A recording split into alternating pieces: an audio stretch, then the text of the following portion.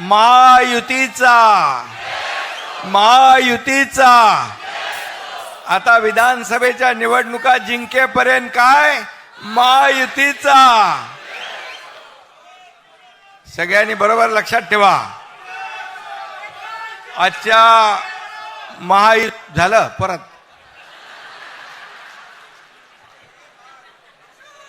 महायुतीच्या मेळाव्याला उपस्थित राज्याचे लोकप्रिय उपमुख्यमंत्री देवेंद्र फडणवीसजी, आमचे धडाडीचे उपमुख्यमंत्री अजितदादा पवारजी, केंद्रीय मंत्री पीयूष गोयलजी, केंद्रीय मंत्री प्रतापराव जाधवजी, राणेसाहेब, नीलमताई गोरे, नरहरी झिरवळ, छगन भुजबळ साहेब, राधाकृष्ण विखे पाटीलजी, दीपक केसरकरजी, मंगलप्रभात लोढाजी, उदय सामंत, विजय गावितजी, रवींद्र चव्हाण, संजय बनसोडे, सुनील तटकरे, आनंदराव आडसूळ, आशिष शेलार, पंकजाताई मुंडे, रुपालीताई चाकणकर, भावनाताई गवळी, जयदीप कवाडे, चित्राताई वाघ, व्यासपीठावर सर्व मान्यवर.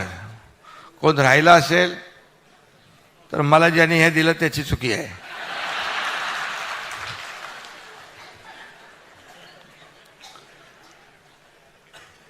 खरं म्हणजे आज खालचं पण सभागृह भरलंय, फर्स्ट सेकंड थर्ड सगळं भरलेलं आहे आणि बाहेरही आहेत. बाहर इससे ज्यादा आहे. अच्छा, बाहेर याच्यापेक्षा जास्ती आहे. स्क्रीन लावली ना पण अगदी शॉर्ट नोटीसवर एवढ्या मोठ्या संख्येने महायुतीचे कार्यकर्ते उपस्थित झाले त्याबद्दल मी आपल्या सगळ्यांचं मनापासून स्वागत करतो, मनापासून आपल्याला धन्यवाद देतो. सर्व खासदार आहेत, सर्व आमदार आहेत, पदाधिकारी, सर्व जिल्हा प्रमुख, जिल्हाध्यक्ष, तालुकाध्यक्ष, शहराध्यक्ष, महिला आघाडी, युवा सेना, सर्वच कार्यकर्ते. मगाशी देवेंद्रजींनी अजितदादांनी पण आपल्या टीम इंडियाचं अभिनंदन केलं. मी टीम इंडियाचं अभिनंदन करतो. अतिशय आपण काल त्यांचं विधान भवनामध्ये स्वागत केलं, अभिनंदन केलं आणि देवेंद्रजी म्हणाले की कधी काय कोण आउट होईल, कधी कोण सरकार बनवेल, काहीच पत्ता नसतो. खरं म्हणजे त्यांनाही माहीत नव्हतं की महाविकास आघाडीचं सरकार स्थापन होईल, कारण लोकांनी जनतेने कौल दिला होता महायुतीला. परंतु महाविकास आघाडीला माहीत नव्हतं की आपलं सरकार जाईल आणि महायुतीचं सरकार येईल. त्यामुळे मी आपल्याला एक शेर ऐकवतो.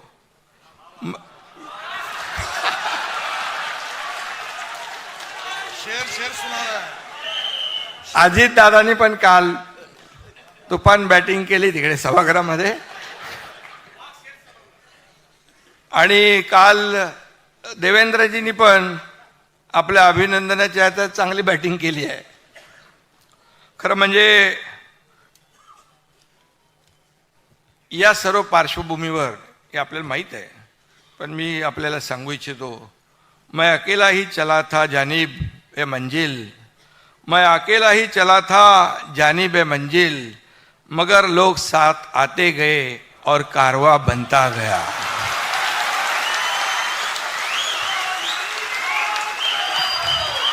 अरे अबे अपना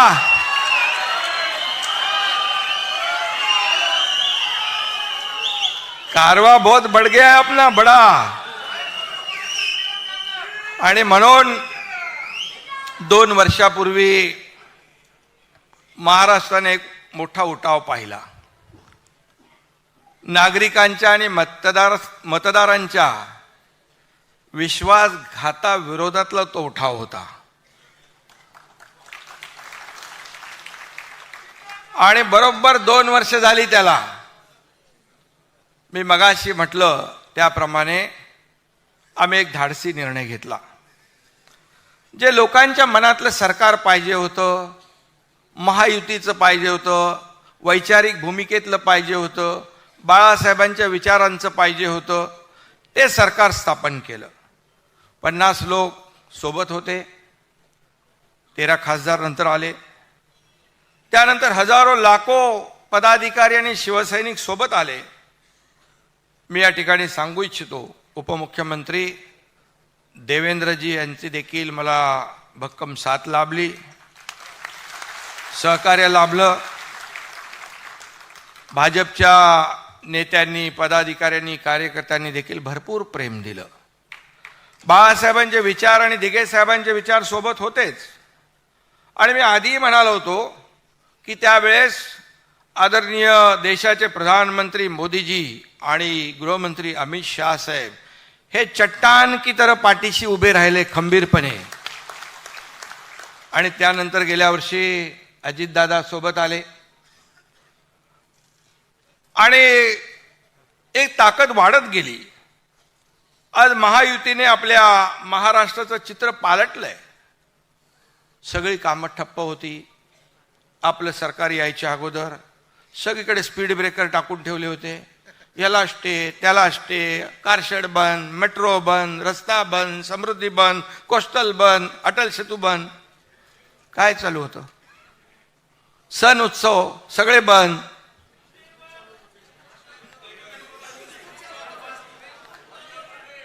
एकच चालू होतं, फेसबुक आणि वर्क फ्रॉम होम. ते जाऊ द्या, त्याच्यात मी जात नाही. आणि आपण आल्यानंतर खरं म्हणजे एक आनंदाचं वातावरण निर्माण झालं. पहिला गोविंदाचा सण होता, दहीहंडी होती.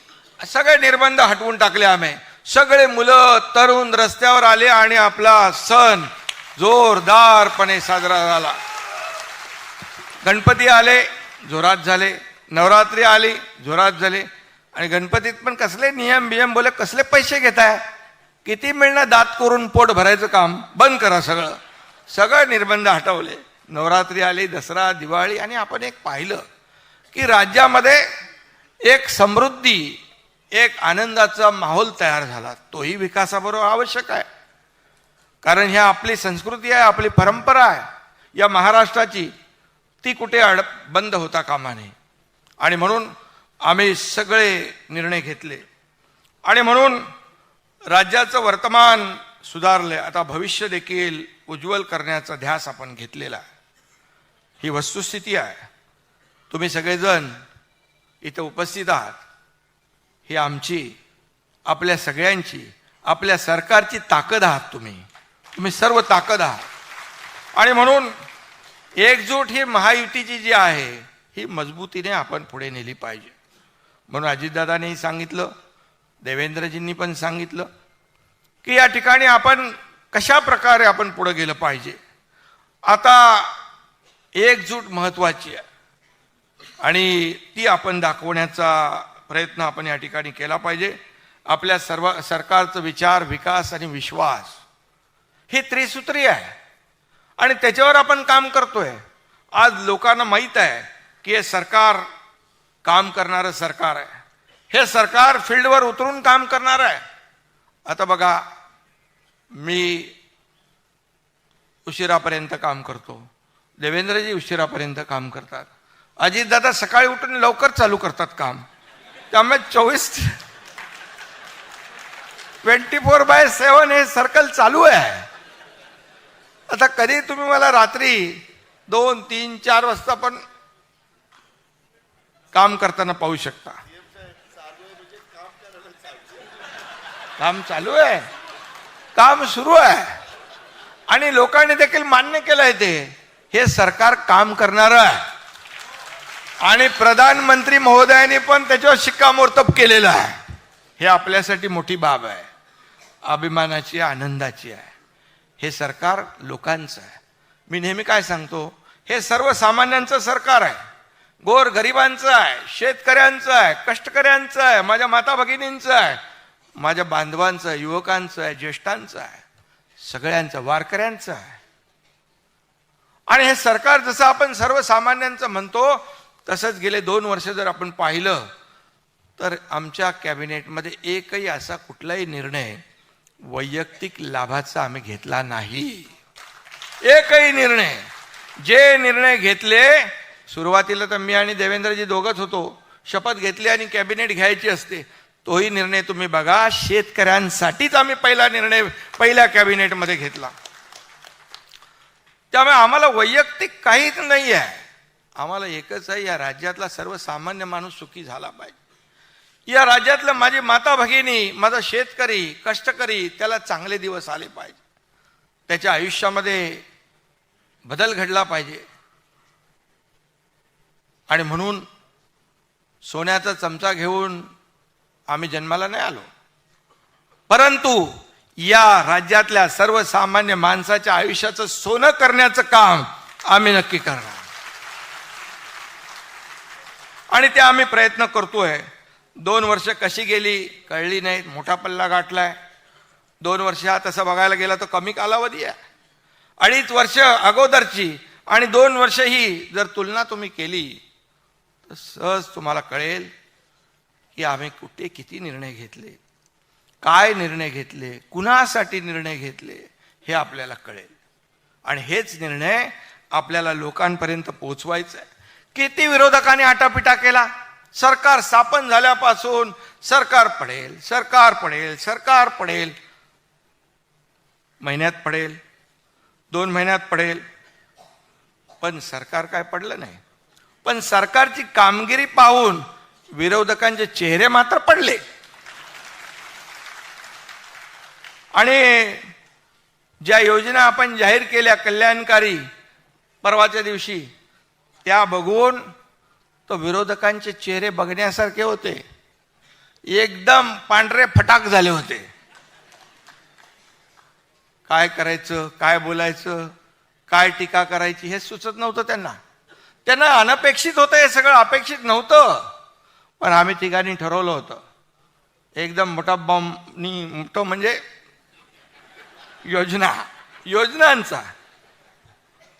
योजनांचा निर्णय घ्यायचा. आणि पार जेव्हा ते अजितदादा तिकडे अर्थसंकल्प मांडत होते तेव्हा त्यांचे चेहरे बघण्यासारखे होते. कावरे बावरे झाले होते एकदम. काय होणार, कसं होणार, काय हे सगळं खोटं आहे, हे होणार नाही, कुठून पैसे आणणार. अरे कुठून पैसे आणणार. आम्ही जेव्हा निर्णय घेतला तेव्हा तिघांनी बसून त्या पैशाची तरतूद केली त्याच्यामध्ये. आणि नियमात बसून कुठलाही आम्ही नियम मोडला नाही.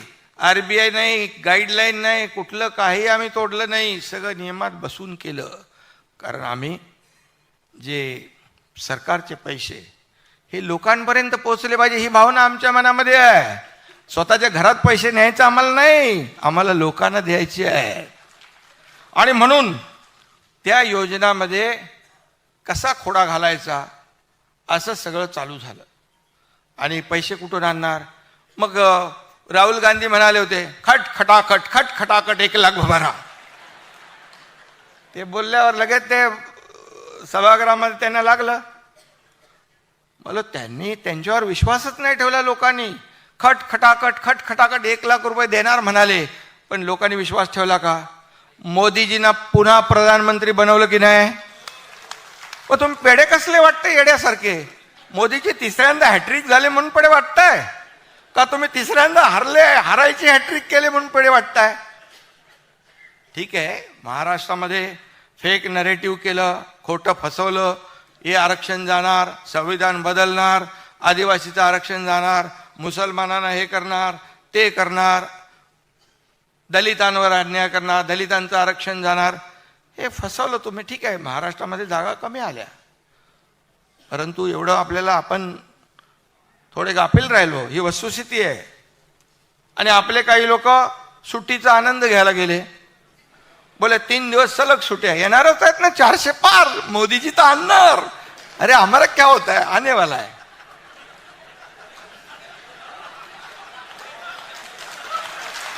आणि तुम्ही सगळे राहिले एकदम गाफील.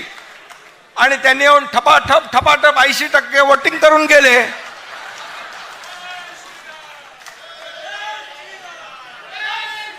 म्हणजे बघा, याच्यातून शिकण्यासारखं आहे. तुम्ही जर 80% नाही 60% मतदान केलं असतं तरी सुद्धा आपल्या 40 जागा आल्या असत्या.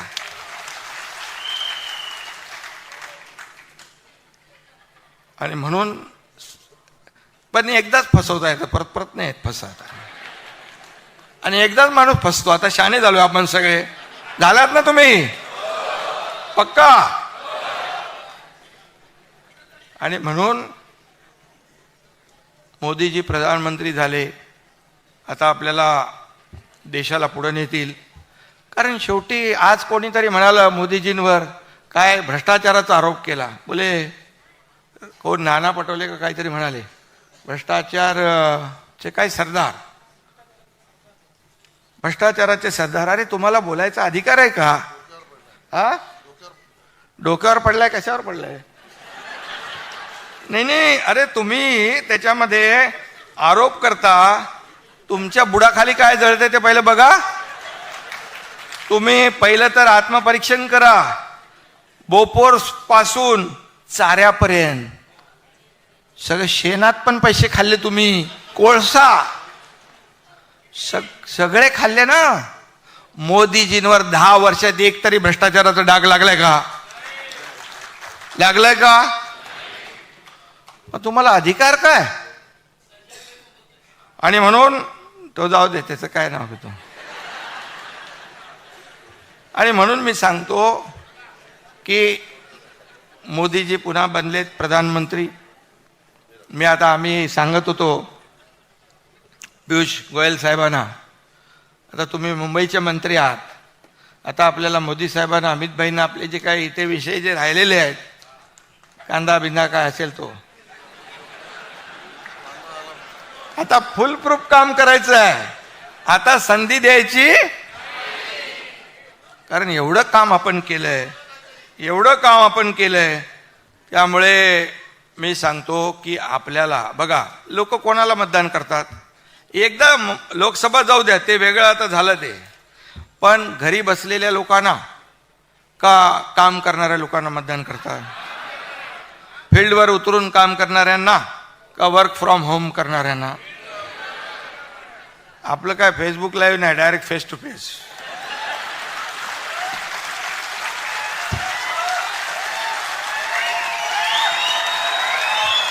त्यामुळे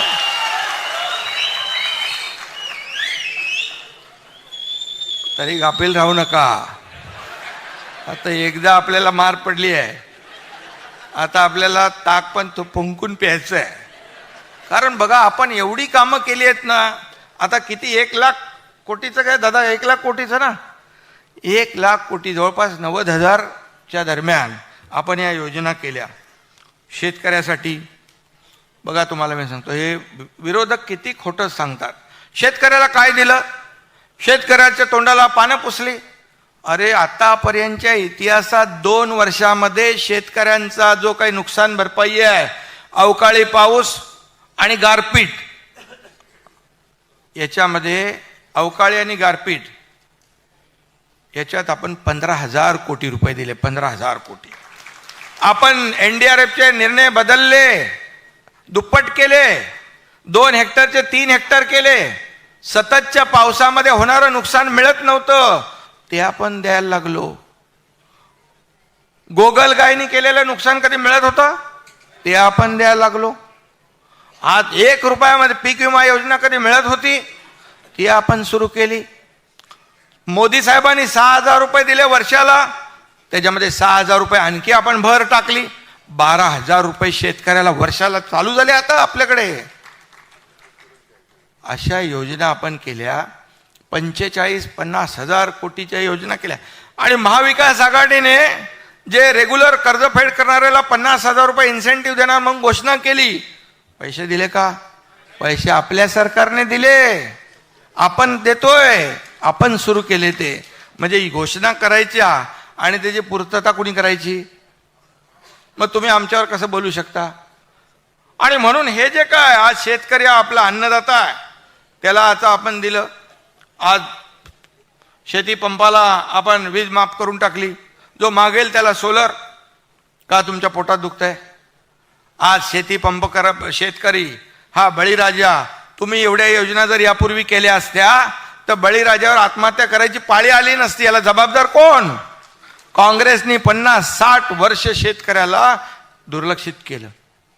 पण या 2 वर्षामध्ये आम्ही ज्या योजना केल्या आणि देतोय, डायरेक्ट त्यांच्या खात्यामध्ये पैसे जात आहेत. देवेंद्रजी जेव्हा मुख्यमंत्री होते तेव्हा जलयुक्त शिवार योजना केली, शेतकऱ्यांना वरदान ठरणारी. सरकार बदलल्यावर लगेच त्याची इन्क्वायरी लावली, चालू केले, बोले रद्द करा. अरे शेतकऱ्याच्या हिताची योजना तुम्ही बंद करताय. आपलं सरकार आल्यानंतर पहिलं आपण जलयुक्त शिवार योजना सुरू केली शेतकऱ्यांसाठी. ह्या अशा शेतकऱ्यांसाठी केलेल्या योजना, आणि आता देखील आपण त्यांना जो दिलासा दिलेला आहे तो दिलासा देखील आज सिंचन. अजितदादा पण होते अगोदर, मी होतो, आणि 4च मला वाटतं सुधारित आपण मागच्या महाविकास आघाडीमध्ये दिल्या होत्या. 4 योजनांना सुप्रमा सुधारित प्रशासकीय मान्यता. आपल्या सरकारने जवळपास 130 सिंचन प्रकल्पांना मान्यता दिली आणि 13 लाख हेक्टर जमीन आता ओलिताखाली येणार आहे. 13 लाख. याला पण हिंमत लागते निर्णय घ्यायला. आणि म्हणून मोठ्या प्रमाणावर आपण शेतकरी बांधवांना त्याच्यात फायदा देतोय. आणि शेतकरी बांधव जो आहे, का शेतकऱ्याचं दुःख कोणाला कळणार? आपल्यालाच कळणार. मी गावाला गेलो की बोले हेलिकॉप्टरने जाऊन शेती करतो. अरे काय गाडी चालवत जाऊ 8 तास 10 तास? 8-10 तासात मी तर 10,000 फाईल सह्या करेन.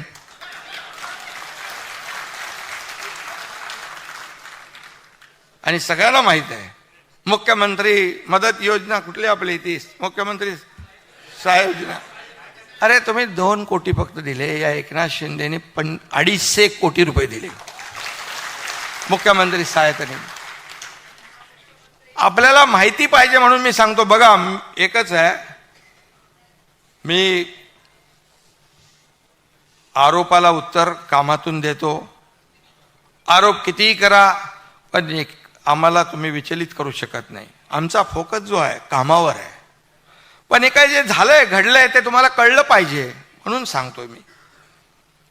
आणि म्हणून शेतकऱ्यालाच शेतकऱ्याचं दुःख कळतं. आणि म्हणूनच आपले सर्वजण, बहुतेक लोक आज शेतकऱ्याच्या घरात जन्मलेली आहेत. आणि त्यामुळे आम्ही शेतकऱ्याच्या ज्या योजना आहेत त्याला कधीही हात आखडता घेत नाही. आता आपले मुख्यमंत्री लाडकी बहीण योजना, बोले लगेच सांगितलं लाडका भाऊ आठवला नाही का? आता लाडका भावाला पण आपण दिलाय ना 10 लाख भाऊ आपले, त्यांना आपण 10,000 स्टायपंड महिन्याला. कधी झाली होती योजना? बेरोजगार, जे सुशिक्षित बेरोजगार, आता तिथं या लाडकी बहिणीच्या मुळे ती लपून गेली योजना. ती आता बाहेर आपल्याला नीट व्यवस्थित पोचवायला लागेल. तर भावांच्या बद्दल प्रेम कधी असू शकतं, कसं असू शकतं? भावाच्या बद्दल जाऊ द्या, मी बोलत नाही. आणि म्हणून कुणी बोलावं. आज आपण 2.5 कोटी आपल्या भगिनींना, मी आपल्याला सांगतो 2.5 कोटी म्हणजे आकडा मोठा आहे. मगाशी देवेंद्रजींनी सांगितलं, अजितदादांनी सांगितलं की कशी आम्ही सोपी करतोय. आता त्यांना असं वाटतंय की ही योजना होऊच नये. आता मला सांगा, पहिले तो विरोध केला आणि मगाशी देवेंद्रजी पण म्हणाले की बाबा ते पण आता सगळीकडे फिरायला लागले. मुंबईतल्या शाखांवर आपल्या नाही बोर्ड लागलेत, मुख्यमंत्री माझी लाडकी बहीण योजना.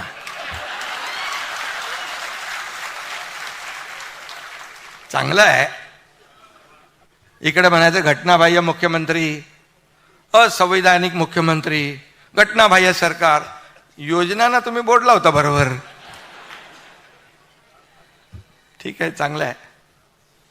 पण किती काय केलं तरी त्या लोकांना माहीत आहे की देणारे कोण आणि घेणारे कोण. त्यामुळे आमचं सरकार हे दोन्ही हाताने देणारं आहे आणि देत राहणार. आज 3 गॅस सिलेंडर.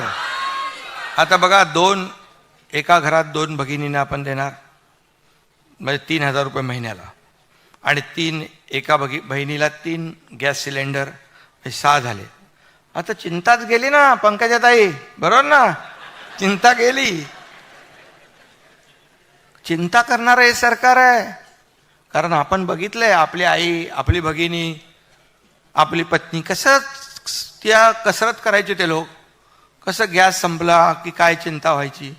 आता म्हणून हे सरकार जनतेचं, माझ्या भगिनींचं चिंता करणारी आहे, तुम्हाला टेन्शन तुमचं दूर करणारी आहे. एसटी मध्ये 50% सवलत देऊन टाकली. अरे तोट्यात असलेली एसटी फायद्यात गेली. ज्येष्ठांना आपण मोफत केलंय. आज भगिनींसाठी देखील, या बहिणींसाठी देखील आपण बघा, त्याच्यामध्ये सगळ्यांनाच देतोय ना. जात पात धर्म काय पाहतोय का? सगळे लोक त्याच्यात लाभार्थी आहेत. आता कसं काय तिकडे तुम्ही खोटं नॅरेटिव्ह पसरवू शकता? आता नाही पसरवू शकत. ते बोले, काही लोक आता बोलतील आमची चूक झाली, तरी चूक केली तरी हे लोक आम्हाला देत आहेत. हे असे लोक कुठं भेटणार? असं सरकार कुठं भेटणार? त्यामुळे तुमचं आता खोटारडेपणा चालणार नाही. फक्त एवढंच आहे, कोणाचं ते नाव घेत आहे उगाच,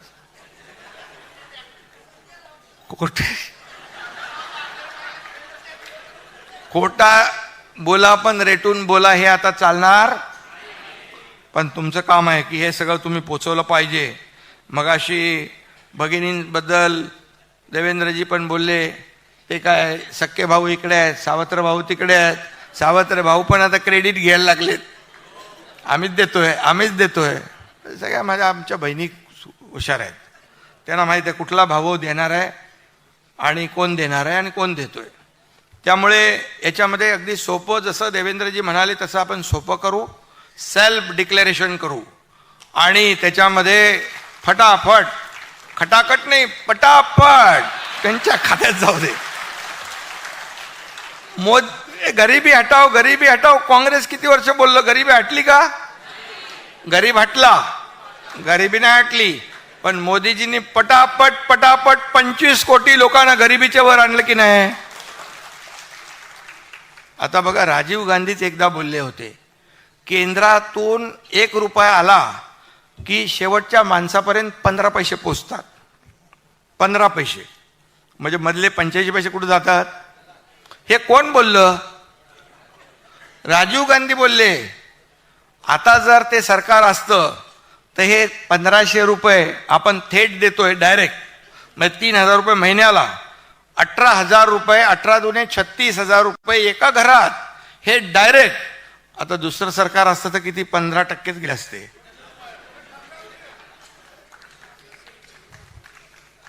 पण त्यामुळे लोकांनाही माहित आहे की, आणि म्हणून मगाशी सांगितल्याप्रमाणे मधला एजंट कोण एक तलाठीमध्ये त्यांनी काहीतरी पैसे मागितले.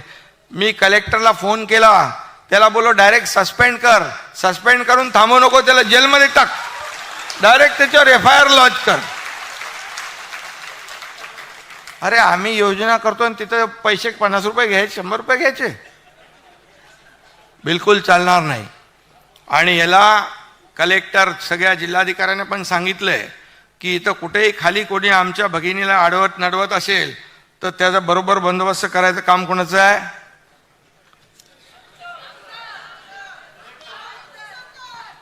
नाही, तुम्हाला पण कोण भेटला असं तर त्याचं आपल्या पद्धतीने करायचं. ते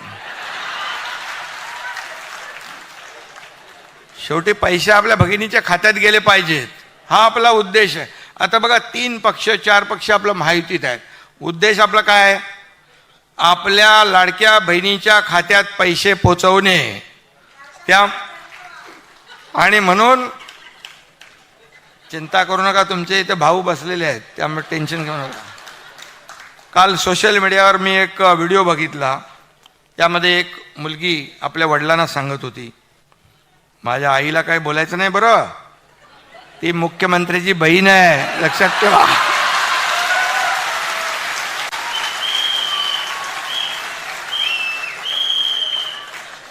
त्यामुळे आता विरोधकांनी देखील समजून जावं. आज एक माहोल बनलाय, चांगलं वातावरण झालंय. बघा, तुम्हाला पण थोडंसं नैराश्य आलं होतं लोकसभेनंतर, पण केलं की नाही करामत आम्ही लोकांनी? जादू केली की नाही? आता हे पोचवायचं आहे लोकांपर्यंत, घराघरामध्ये. हे काम तुमचं आहे. ही योजना जी आपण ज्या योजना केल्या, मुख्यमंत्री लाडकी बहीण, मुख्यमंत्री अन्नपूर्णा योजना 3 सिलेंडरची, दुसरं आपण शेती पंपाचं वीज बिल माफ केलं ती, त्याचबरोबर मुलींचं शिक्षण आपण 50% होतं ते 100% पूर्णपणे फी भरण्याचं उच्च शिक्षण. मी तुम्हाला सांगतो एक गोष्ट, मला 12:30 वाजता कळलं की एक मुलगी, त्या मुलीने आत्महत्या केली. का? 50% सरकार भरत होतं, 50% तिच्या वडिलांना देखील भरायची ऐपत नव्हती. त्यामुळे तिने आत्महत्या केली. मी 1:45 वाजता चंद्रकांत पाटलांना फोन केला. रात्री चंद्रकांत पाटलांनी फोन उचलला. मी त्यांना 1:45 वाजता सांगितलं, असं असं झालेलं आहे, तुम्ही ह्याच्यावर वर्कआउट करा आणि किती पैसे लागत आहेत त्याला पूर्ण 100% माफ करण्यासाठी. आणि आपल्या सरकारने ते 100% मुलींचं शिक्षण मोफत केलेलं आहे. हे पहिलं राज्य आहे. आणि त्यामुळे आपण सगळं जे आहे याच्यामध्ये मुलींचं शिक्षण, आता मुलांना आपण 50% देतोय. मुलांना आता आपण 10,000 रुपयापर्यंत ती आपण अप्रेंटिसशिपचे देतोय.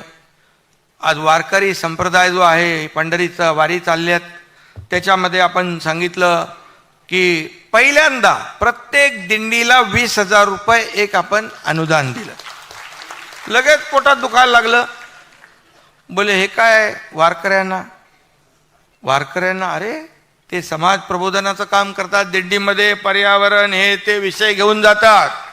आणि वारकरी हा या राज्याचा एक प्रमुख घटक आहे. तुम्ही तर दिलं नाही, पण तुम्ही त्यांच्यावर टीका करायला लागले, सरकारवर टीका करायला लागले. वारकरी बरोबर निवडणुकीत तुमच्यावर करतील काय? त्यामुळे त्यांना त्यांची जागा दाखवतील. त्यानंतर अनेक योजना आपण केल्या. हे सगळे जे योजना आहेत, या सर्व योजना आपण त्यांच्यापर्यंत पोहोचवल्या पाहिजे. आपण सरकारने घेतलेले निर्णय, खास आजची बैठक जी, आजची ही आपली मीटिंग आहे, सभा, फक्त आणि फक्त केवळ आपल्या योजना लोकांपर्यंत, घराघरापर्यंत पोहोचवण्यासाठी आहे. कार्यकर्ता घरात नाही तर लोकांच्या दारात शोभून दिसतो. हे लक्षात ठेवा आपण. कारण शेवटी तुम्ही एक ताकद आहात आपली. सगळे लोक मगाशी म्हणाले महिला भगिनींची जास्ती जबाबदारी आहे, कारण डायरेक्ट किचनपर्यंत जातात, बांधव थोडे बाहेर थांबतात. मग दोघांनी काम करायचं आपल्याला. सगळ्यांनी या ठिकाणी आपल्याला ह्या योजना ज्या आहेत, या योजना आपण लोकांपर्यंत पोहोचवल्या पाहिजे. त्यासाठी ही आपली योजना आहे. त्याचबरोबर मी एक दुसरी आपली योजना, एक मुख्यमंत्री तीर्थदर्शन योजना पण केली. कारण काही आमदार, काही नगरसेवक आपल्या मतदारसंघातले यात्रेकरू, ज्यांना सगळ्यांना शक्य होत नाही यात्रा करणं, मग ते घेऊन जायचे रेल्वेने, बसमधून. आणि मग आपल्या मला वाटतं आमदार प्रताप सरनाईक, राम कदम वगैरे, प्रकाश सुर्वे, या सगळ्यांनी सांगितलं मला की बाबा हे करा. तर ती एक योजना केली, मुख्यमंत्री तीर्थदर्शन योजना ज्येष्ठांसाठी. तर 4 धामा जावे आणि आयुष्य धन्य व्हावे, अशा प्रकारची ती योजना. त्याच्यामध्ये पण ही योजना आपल्या विधानसभेच्या निवडणुका झाल्यानंतर विरोधी पक्षाला पण कामाला येईल. तेही तिकडे तीर्थाटनाला जातील. त्यामुळे देवदर्शनाला ज्यांना जायची इच्छा आहे ते देखील जाऊ शकतात. आणि खऱ्या अर्थाने मी सगळ्या योजनांच्या अगोदर आपल्या दोन्ही उपमुख्यमंत्र्यांनी माहिती दिलेली आहे. मी फक्त एवढंच आपल्याला सांगतो की अटीतटीची जी काही आपली सर्वसामान्यांना चांगले दिवस आणणे, त्यांच्या आयुष्यामध्ये बदल घडवणे, त्यांना आपलं त्यांचं जीवन सुखकर करणे यासाठी आपला हा प्रयत्न आहे. त्यामुळे ही जी लढाई आहे या फेक नरेटिव्हवर मागच्या वेळेस त्यांनी काही प्रमाणामध्ये यश मिळवलं आहे, परंतु तुम्ही आता जागृत आहात. या सर्व याला ताबडतोब तिथल्या तिथे उत्तर द्यायचं आहे. हे खोटं आहे, हे खरं आहे. ही जबाबदारी कार्यकर्त्यांची आहे आणि ती आपण पार पाडली पाहिजे. आणि ही जर पार पाडली तरच मग आपण त्यांचे मनसुबे जे आहेत ते धुळीस मिळवू शकतो. त्यांना आपण मगाशी सांगितलं की आपण फक्त किती 20 लाख मतं मिळवली तर आपण किती 220 लाख मतं आपल्याला भारी आहेत का? आता बघा मी तुम्हाला उदाहरण सांगतो. आम्ही उबाटा आणि आम्ही समोर समोर 13 जागा लढलो. 7 जागा पण जिंकलो. धनुष्यबाण 7 जागा आणि 2 लाख मुंबईमध्ये आपण त्यांच्यापेक्षा जास्ती मतं घेतलेली आहेत. 2 लाख मुंबईमध्ये. ते आता जे काही दुसरी जी वोट बँक काँग्रेसची इकडून तिकडून जमा झाली आहे, थोडी सूज आली आहे, ती सूज निघून जाईल आणि नक्की यामध्ये आपल्याला त्याच्यामध्ये यश मिळेल. कारण या ज्या काही कल्याणकारी योजना ज्या आहेत त्या आपण घराघरामध्ये पोचवण्यासाठी जीवाचं रान केलं पाहिजे. रात्रीचा दिवस केला पाहिजे. प्रत्येक जिल्हा, प्रत्येक तालुका, प्रत्येक गाव, ग्रामपंचायत इथपर्यंत आपण गेलं पाहिजे. शेवटी तुम्हाला काय काम दिलंय? काम म्हणजे तुम्हाला सरकारने 2 वर्षामध्ये एवढी कामं केलेत की तुम्ही ताट मानेने त्यांच्यासमोर जाऊ शकता. तुम्हाला खाली बघण्याची आम्ही काम ठेवलं नाही. सरकारने हे जे निर्णय घेतलेत हे तुम्ही त्यांच्यामध्ये पोचवले पाहिजे. तरुणापर्यंत पोचवलं पाहिजे. शेतात जे काही घाम गाळणारा बळीराजा आहे त्याच्यापर्यंत पोचल्या पाहिजेत. आपल्या लाडक्या बहिणीपर्यंत पोचल्या पाहिजे. ज्याला आपण सुशिक्षित बेरोजगार आहे तरुण त्याच्यापर्यंत आपण पोचवल्या पाहिजे. हाच आपला उद्देश आहे आणि त्यासाठी आपण मेहनत करण्याची आवश्यकता आहे. आणि म्हणूनच मी आपल्याला एवढंच सांगतो की एकजुटीने मगाशी पण सांगितलं, शेवटी निवडणुका आहेत, प्रत्येकाला निवडणूक लढवायची इच्छा असते. पण सरकार आल्यानंतर एखाद्याला तिकीट मिळेल, नाही मिळणार आणि कुणाला किती जागा हे आपलं त्याच्यावर तुम्ही बिलकुल चर्चाही करता कामा नये. शेवटी सरकार आल्यानंतर सगळं मिळतंय, सगळी पदं मिळतात. सरकार आलं तर तुम्ही कसे मंत्रालयामध्ये येऊ शकता. सरकार आपलं नसलं तर काय करणार? तुम्हाला म्हणजे सरकार आपलं आलं की सगळी पदं येतात, सत्ता येते, सगळ्या गोष्टी होतात. आणि त्यामुळे आपण एकच लक्ष ठेवलं पाहिजे की या राज्यामध्ये आपण घेतलेले निर्णय हे लोकाभिमुख आहेत, जनतेच्या हिताचे आहेत. हे पटवून देण्याचं काम त्यांना करायचं असेल तर तुम्हाला घराघरापर्यंत जावं लागेल, लोकांपर्यंत पोचावं लागेल आणि सरकारचं काम त्यांना म्हणजे त्या योजना ज्या आहेत त्याचा लाभ मिळवून द्यावा लागेल. हे आपल्याला करावं लागेल. आणि म्हणूनच ही आजची बैठक आपण घेतलेली आहे. जसं आपल्याला आता हे केंद्राचंही इथं पियुष गोयल जे आहेत, केंद्राचाही आपल्याला सरकारचा फायदा होईल. डबल इंजिन सरकारचा फायदा आपल्याला मागच्या वेळेस झाला.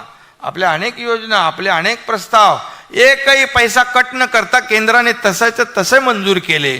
त्यामुळे देखील आपण अनेक निर्णय घेतले.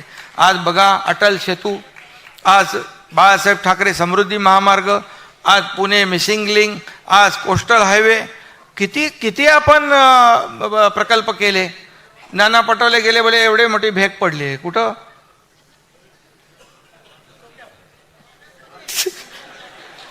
अरे भेग पडली वर नाही. हा नाही, अरे खालचा तो एक अप्रोच रोड असतो, म्हणजे शोधायचं तरी काय मिळतच नाही. खोदा पाड निकला चुवावाली बात, असं कसं आहे याच्यामध्ये. आणि त्यामुळे सरकार जे काम करते आज विकासाचं ते सगळीकडे मेट्रो सगळीकडे कामं सुरू आहेत. आणि म्हणूनच आपलं राज्य मगाशी काय कुठला पुरस्कार मिळाला, हे आपल्या कृषी पुरस्कार, हे काय एकनाथ शिंदेचं काम नाही, आपल्या सगळ्यांचा पुरस्कार आहे. तुम्हाला मिळालेला पुरस्कार आहे, आमच्या सर्व सहकाऱ्यांना मिळालेला पुरस्कार आहे. आणि म्हणून गेल्या आपलं राज्य काल या आकडेवारी दिली आपल्या देवेंद्रजींनी पण आणि अजितदादांनी. आपले हे जे आपलं परदेशी गुंतवणुकी पहिलं राज्य आहे, इन्फ्रास्ट्रक्चरमध्ये पहिला नंबर आहे आपला, GDPमध्ये आपण पहिला नंबर आहोत. आणि या सगळ्यामध्ये आपण जेव्हा महायुतीचं सरकार यायच्या अगोदर आपण 3ऱ्या नंबरवर होतो. आणि त्यामुळे आपल्याला हे ठासून सांगितलं पाहिजे. आपल्याला बिलकुल याच्यामध्ये जे आपण केलं आहे ते सांगितलं पाहिजे.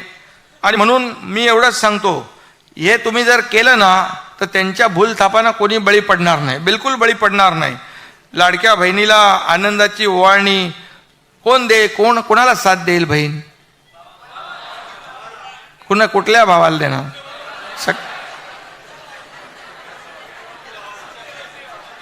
त्यामुळे आपले खरे भाऊ आहेत, सरकार त्यांचं आहे आणि आता महायुतीला. आणि म्हणून आपल्याला मी सांगतो, शेतकऱ्यांचा सन्मान करणाऱ्यांना साथ देतील ना, बेरोजगारांना नोकऱ्या देणाऱ्यांना साथ देतील ना. मग हे आपण फक्त लोकांपर्यंत पोचवायचं आहे. आणि हे आपण एवढं केलं तर मला वाटतं येत्या निवडणुकीमध्ये विजय महायुतीचाच आहे.